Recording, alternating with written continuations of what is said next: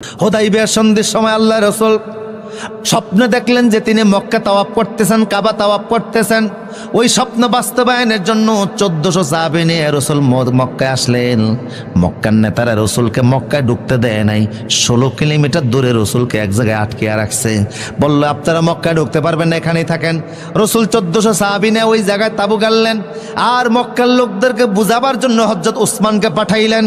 উসমানকে বলে দিলেন, তুমি মক্কার লোকদেরকে বোঝাও, ওরা যেন আমাদেরকে ভুল না বুঝে। আমরা যুদ্ধ করতে আসি নাই, মারামারি করতে আসি নাই, আমরা শুধু আল্লাহর ঘর বাইতুল্লাহটাকে জিয়ারত করতে আসছি। কথা বুঝেন কিনা? কি করতে আসছি? কাবা জিয়ারত করতে আসছি। আমাদের ঘর সুযোগ দেখ, আমরা জিয়ারত করে 2-3 দিনের মধ্যেই মক্কা ছেড়ে চলে যাব। এই কথাটা গিয়ে বুঝাও। হযরত ওসমান এই কথা বুঝাবার জন্য তিনি মক্কায় আসলেন।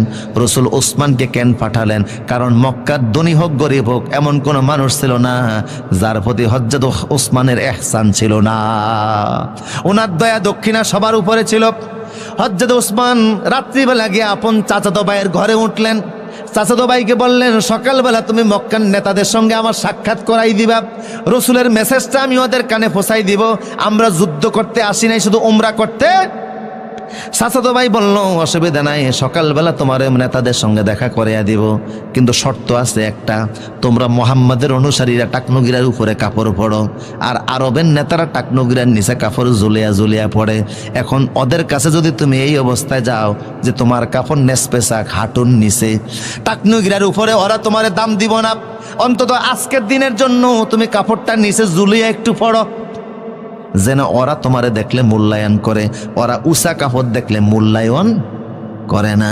হযরত ওসমান বলল, খবরদার, ওরা আমারে মূল্যায়ন করলো কি করলো না এটা দেখার বিষয় নয়, সম্মান দিল কি দিল না সেটা দেখার বিষয় নয়। আমি আল্লাহ রাসূলের সুন্নাত কোনোদিন এদের কারণে ছাড়তে পারবো না। লা আতরুকু সুন্নাতা হাবিবিল হাউলাইল হুমাকা, এই গদ্দারদের জন্য সুন্নাত ছাড়া আমার পক্ষে সম্ভব না। বলুন আল্লাহু আকবার। তাহলে আমার ইসলামের সংস্কৃতি আছে না নাই? আদর্শ আছে না নাই? ইসলাম কবুলের পরে অন্য কোন ধর্মের আদর্শ মানা?